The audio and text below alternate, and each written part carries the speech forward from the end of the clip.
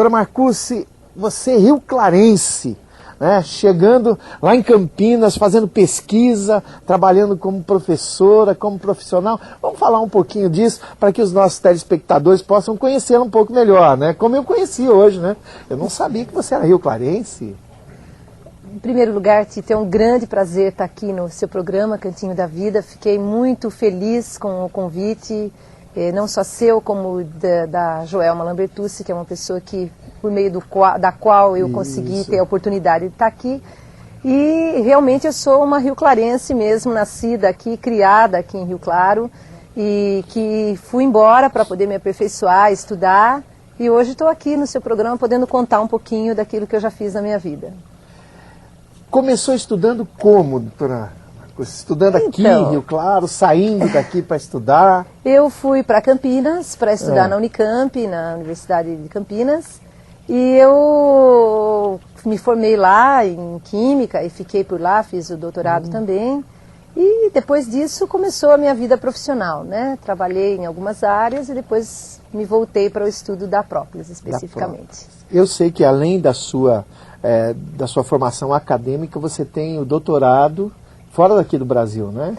O doutorado, na verdade, eu fiz na Unicamp, e numa área que não era nada parecida com a área de própolis, né? Trabalhava com radicais livres. E depois do doutorado eu fui para fora do país, fui fazer um pós-doutorado na Espanha, fiquei 1 ano e 1 mês lá, e lá eu me aperfeiçoei especificamente em própolis. A gente descobriu na conversa hoje de manhã, viu? Nós conversamos um pouco hoje de manhã, eu descobri algumas coisas interessantes sobre a própolis, sobre esse doutorado na Espanha. Nós vamos voltar a falar disso no segundo bloco, doutora. Mas eu quero perguntar uma coisa para a senhora aqui nesse primeiro bloco. A senhora, eu sei que hoje a senhora dá aula, e eu acho que em 3 cadeiras, né, na Uniban. Isso mesmo. E a sua participação dentro dessa formação de pessoas, formação da mente nova que está saindo aqui e nas áreas que a senhora atua, como é que a senhora vê essa decolagem no Brasil aí para o estudo? Parece que está descobrindo uma nova área de estudo hoje, de investimento, doutora?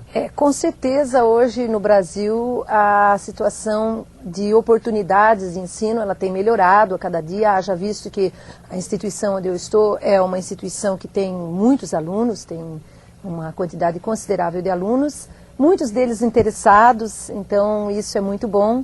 E fazer parte desse conjunto aí que é, entre outras coisas, ensinar e também fazer com que os alunos participem aí da pesquisa, isso é muito bom. É gratificante poder ensinar, descobrir talentos dentro da sala de aula e esses talentos vão trabalhar depois no laboratório. Então isso é altamente positivo, cada dia isso está aumentando, o número de alunos aumenta, os talentos têm aparecido e tem resultado em muito bons frutos. Eu queria que você contasse um pouco para a gente. Eu soube que você começou a trabalhar com própolis por causa da sua pesquisa lá de radicais livres, não é isso? Como é que deu assim, o boom de trabalhar com própolis? Porque depois eu quero perguntar o que é essa própolis que a gente tanto fala e que a gente vai conversar já já. Mas como é que você chegou a começar a pesquisar própolis? Foi através do trabalho da Uniban? Através da pesquisa? Na época eu não estava ainda na Uniban, mas eu estava na Unicamp fazendo um trabalho de pesquisa. E uma pessoa da família que era ligada ao ramo da apicultura, né, que é o ramo de produção de própolis e mel, preocupado com a situação de que não se conhecia praticamente nada do que era a própolis, será que ela era assim uma panaceia, né, cura tudo, ou então será que tem fundamento mesmo científico? Então essa pessoa me incentivou a começar a procurar dentro da literatura científica se existia verdade em tudo que as pessoas diziam, né? Na época o Brasil começou a exportar própolis para o Japão, então começou a haver um interesse pela área. E então eu fui atrás, descobri muita coisa preciosa e escrevi um trabalho que foi divulgado no mundo todo sobre o assunto. Soube também que seu trabalho foi publicado numa revista francesa. Foi, e aí exatamente. Foi um grande gancho para essa pesquisa da própolis verde. Com certeza, e eu comecei a me apaixonar pelo assunto, eu vi que realmente tinha fundamento, tinha um fundamento científico em tudo aquilo, não era um conto da vovó que passou para a filha, não. Não que isso não seja importante, porque às vezes a pesquisa vem daquilo que a vovó ensinou para sua filha, né? Isso. E, então nós descobrimos ali a história, mas eu vi que tinha um fundamento científico em tudo aquilo e me apaixonei, e nunca mais deixei de fazer esse trabalho. Estamos de volta, gostoso aqui sentado na sala de visita, doutora Marcucci. Deixa eu só responder uma pergunta. A Ana Paula ligou lá do Jardim Conduta, parabenizando o programa, a doutora Joelma também, doutora Marcucci, e queria saber se o mel em excesso faz mal. Eu estou aqui com a resposta, doutora Joelma, só se consumido em excesso.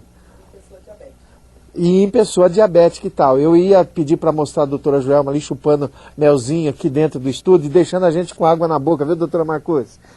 Doutora Marcucci, deixa eu fazer uma pergunta para a senhora. Própolis, então, eu devo consumir? O que é a própolis? Como é que a gente usa isso no dia a dia? Depois tem aqui um monte de pergunta.